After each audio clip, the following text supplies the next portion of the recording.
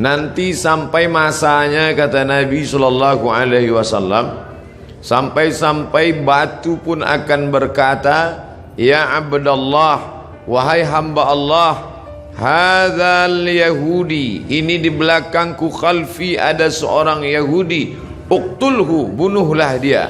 Satu saja yang tidak mau menunjukkan tempat Yahudi, yaitu syajaratul gharqad, pohon gharqad, bentuknya seperti pohon pinus. Alhamdulillah, ketika saya sampai di kota Rafah, ini Mesir, ini Palestina, lalu ada satu kota bernama Rafah dibagi dua, perjanjian damai antara Mesir dengan Israel, maka mereka ambil setengah dan diambil oleh Mesir setengah.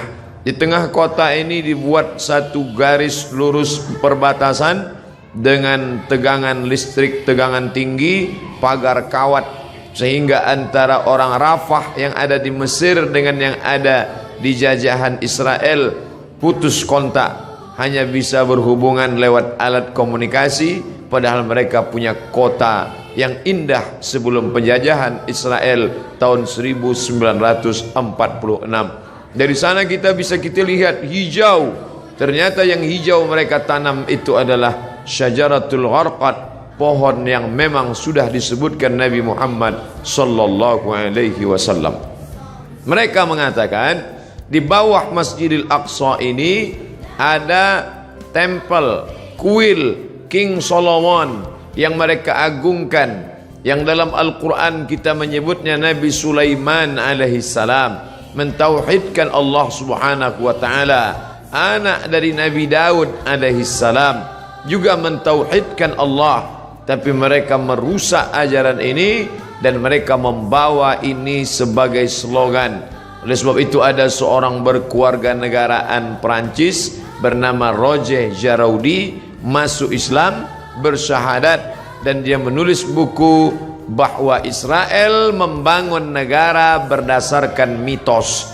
Maka pemerintah menangkap Roger Jaraudi, dipenjarakan, tapi dia puas karena dia sudah mengungkap bagaimana kebatilan Israel.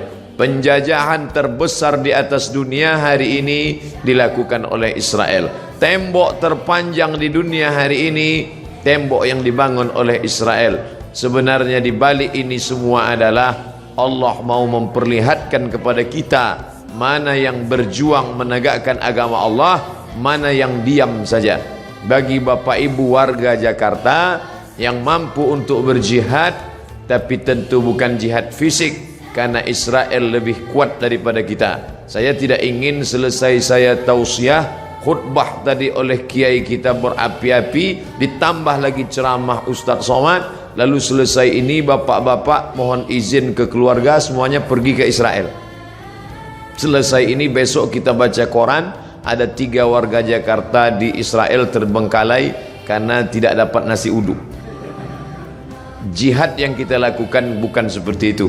Apa yang bisa kita lakukan? Man jahaza ghazian faqad ghaza. Siapa yang sanggup mempersiapkan hartanya, ada namanya Syam Organizer, ada namanya Sahabat Al-Aqsa, cari nomor rekeningnya, kirimkan. Ada salah satu artis kita yang berangkat ke sana langsung. Mungkin dia punya finansial biaya yang luar biasa, badannya sehat, uangnya banyak, dia pergi ke sana untuk melihat langsung. Ada pula saudara kawan kita yang dengan hartanya, tolonglah, tapi andai tidak bisa, maka kiai kita melalui khutbah Jumat tadi mengajak kita berdoa, Allahumma ansur ikhwanana al-mujahidin al-mazlumina fi Palestin. Tolong saudara kami yang Allah yang teraniaya di Palestina. Orang-orang yang sekuler, liberal, iseng-iseng mulai mengetes ustadz.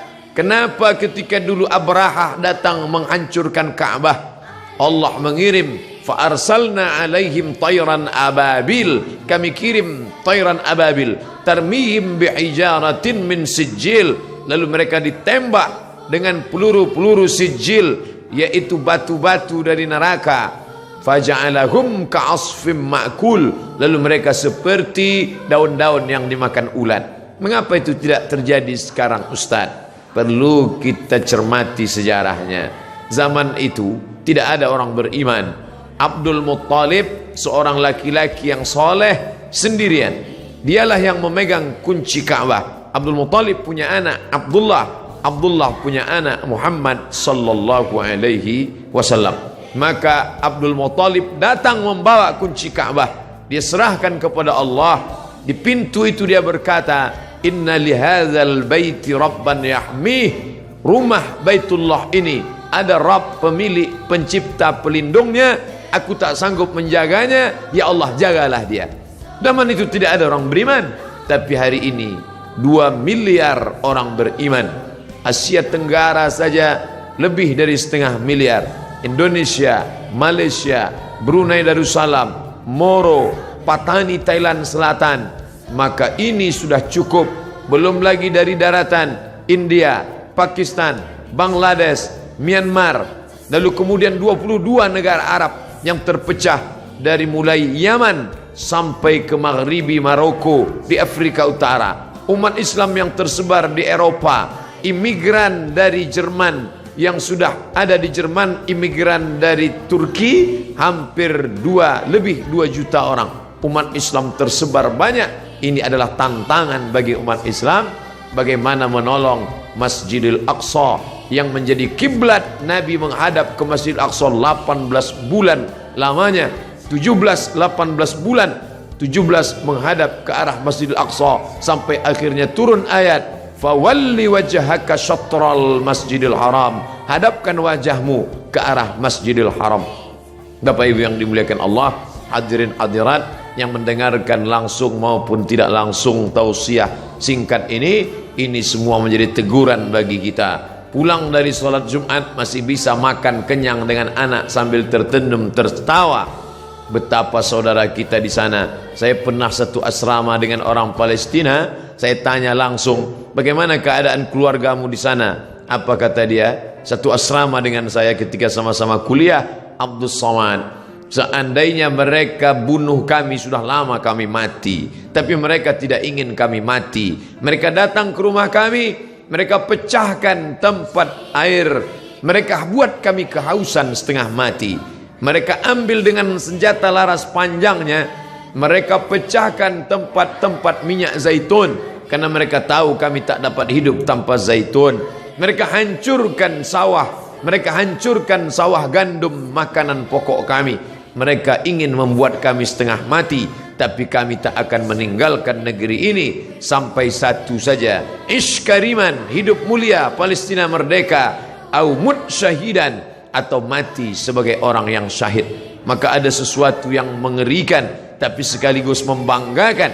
Pemerintah asing Amerika, Eropa mengadakan survei apa cita-cita anak Palestina. Di tempat kita cita-cita ingin menjadi dokter, cita-cita ingin menjadi advokat, cita-cita ingin menjadi pengusaha sukses. Tapi cita-cita anak Palestina lebih 90% cita-citanya ingin menjadi seorang yang mati syahid. Maka apapun profesinya, ish kariman, kalau kau hidup, hiduplah mulia, au mut syahidan, kalau mati maka mati syahid. Maka pemerintah Mesir lewat masyarakat muslimnya membuat slogan mempertahankan makanan produk Islam, tidak membeli produk-produk dari Israel yang sekian persennya dibelikan untuk peluru membunuh saudara-saudara kita. Uangnya uang kita, kita yang memakai, dari deterjen sampai sikat gigi, sampai tekstil, sampai alas kaki, produk Amerika dan Eropa bekerja sama dengan lembaga Israel untuk membantai saudara-saudara kita. Alhamdulillah, di negeri yang kita cintai, Republik Indonesia, kita digalakkan untuk memakai produk sendiri, negeri asli sendiri, tidak ada kaitan dengan impor dan Israel. Maka kembalilah kepada produk-produk kita, karena sedikit banyak kita sudah menyumbang membeli peluru untuk menyobek jantung saudara kita. Ini bukan masalah nasionalisme. Orang yang berkata tidak ada hubungan kita dengan Palestina, itu murni hubungan konflik antara Palestina dengan Israel, maka dia tidak mengerti ajaran Islam. Kita baca Al-Quran, Subhanalladzi asra bi'abdihi laylan minal masjidil haram ilal Masjidil Aqsa. Kalau orang mengatakan itu Palestina tidak ada hubungan agama, maka Masjidil Aqsa terletak di Palestina. Kita beriman kepada Isa alaihi salam bukan sebagai anak Tuhan, tapi sebagai Rasul utusan Allah. Isa lahir di Palestina, besar di Palestina, diangkat dari Palestina. Kita beriman kepada Musa alaihi salam, ditulis namanya dalam Al-Quran. Musa lahir di Mesir dan berhijrah ke Palestina. Namanya 4 kali kita sebut. Kama sallaita ala Ibrahim wa ala ali Ibrahim, kama barakta ala Ibrahim wa ala ali Ibrahim. Ibrahim lahir dan besar di Babilonia, Irak, tapi kemudian dia hijrah ke Palestina. Nabi Ishak di Palestina, Nabi Ismail di Palestina, hijrah ke Makkah Al-Mukarramah. Nabi Musa hijrah ke Palestina, Nabi Isa lahir besar di Palestina, dan Muhammad sallallahu alaihi wasallam Isra Mi'raj ke Palestina, barulah naik ke Sidratul Muntaha. Maka hubungan kita bukan sebagai hubungan kemanusiaan, tapi hubungan yang lebih kuat. Asyhadu an la ilaha illallah wa asyhadu anna Muhammadan Rasulullah. Andai kau bukan seorang muslim, andai tak percaya kepada Muhammad untuk menyaksikan kebiadaban Israel, cukuplah sebagai manusia, tak perlu menjadi seorang muslim untuk kasihan kepada Palestina. Tidak perlu menjadi seorang mukmin untuk peduli kepada Palestina. Cukup menjadi manusia yang berakal sehat, maka sudah cukup untuk membela Palestina sebagai manusia. Oleh sebab itu sekarang bergejolak orang-orang Eropa yang tidak bertuhan, ateis, tak percaya kepada Tuhan, tapi tetap membawa bendera Palestina. Maka aneh bin ajaib kalau ada orang Islam yang setiap hari berkata asyhadu an la ilaha illallah wa asyhadu anna Muhammadar Rasulullah, tapi tak tergerak hatinya melihat apa yang diderita oleh Palestina. Dulu kita tidak bisa melihatnya, tapi sekarang nyata. Twitter, BBM, WhatsApp, Instagram, sahabat-sahabat kita berkirim tentang video. Sampai hari ini saya tidak sampai hati untuk melihat penyiksaan tentara Israel terhadap anak-anak Palestina yang tak berdosa. 14 abad yang lalu Nabi kita berpesan, kalau kalian berperang, satajiduna rijalan fis sawami', kalau ketemu pendeta-pendeta di gereja, la ta'ridu lahum, jangan ganggu pendeta. La taqtulu sabiyan murdi'a, jangan bunuh anak kecil. Wala syaikhan faniya, jangan bunuh orang tua renta. La taqiranna sajaratan, jangan potong pokok kayu. Wala nakhlan, jangan potong pohon korma. La tahdimu buyutan, jangan hancurkan rumah. Sebelum kesepakatan Jenewa, aturan perang internasional, PBB, United Nation, Nabi 14 abad yang lalu sudah melarang jangan bunuh anak kecil, perempuan tua, renta, hamil, pendeta. Mereka bukan objek perang. Tapi Israel di tahun 2017, anak-anak tak berdosa, mereka pukul berdarah kepalanya. Tak sampai hati kita sampai hari ini melihat itu di video, di HP kita, dikirim sahabat kita lewat Instagram, mereka share lewat Facebook. Ada yang marah, berkecamuk dalam hatinya, tapi kita hanya memanjatkan doa. Ingat, ad-doa silahul mu'min.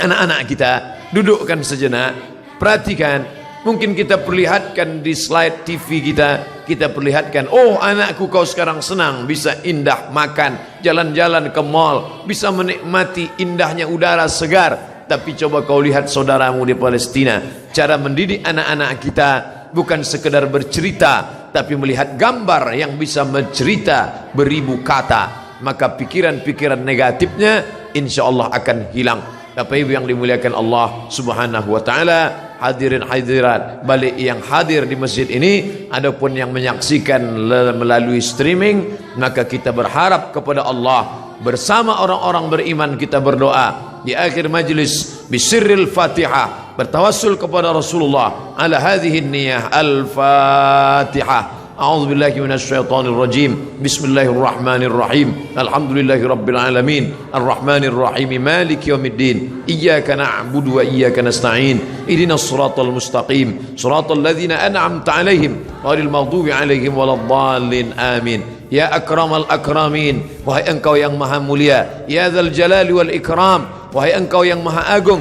Allahumma ansur ikhwanana al-mujahidin al-mazlumin fi Falastin, tolong saudara-saudara kami yang sedang teraniaya di Palestina ya Allah. Allahumma dammir a'da'aka a'da'ad-din, hancurkan musuhmu, musuh kami dan musuh agamamu ya Allah. Allahumma syattit syamlahum, hancurkan barisan mereka, wa farriq jam'ahum, cerai-beraikan barisan mereka, waj'alhum fi nuhurihim, dekatkan mereka kepada kematian mereka. Allahumma anzilir ra'ba fi qulubihim, tanamkan rasa takut, rasa cemas, rasa ngeri ke dalam hati mereka. Wa anzilil malaikatal muqarrabin al-mudabbarin, turunkan malaikat-malaikat yang kau atur, ma'ajundin min junudika ya arhamar rahimin, bersama tentara-tentaramu di hadapan pasukan musuhmu ya Allah. Allahumma sabbit qulubana, kokohkan hati kami, ala dinik, dalam agamamu, wa ala ta'atik, dalam ketaatan kepadamu.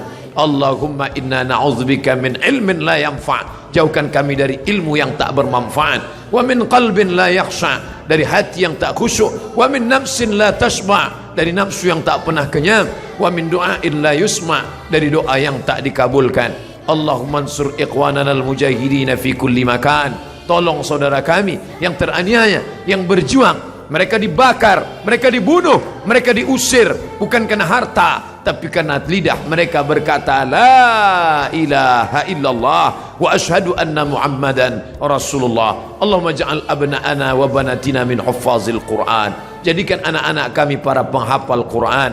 Waj'alhu lana imaman wa nuran wa hudan wa rahmah, jadikan Quran sebagai cahaya penerang saat gelap gulita, sebagai hidayah bagi kami ya Allah. Allahumma hadi qaumana fa innahum la ya'lamun, saudara-saudara kami, sahabat-sahabat kami yang belum peduli, beri mereka hidayah. Mereka berbuat buruk karena mereka tidak tahu ya Allah. Rabbana atina fid dunya hasanah wa fil akhirati hasanah wa qina adzabannar. Wa sallallahu ala sayyidina wa maulana Muhammad wa ala alihi wa sahbihi wa sallam, walhamdulillahi rabbil alamin.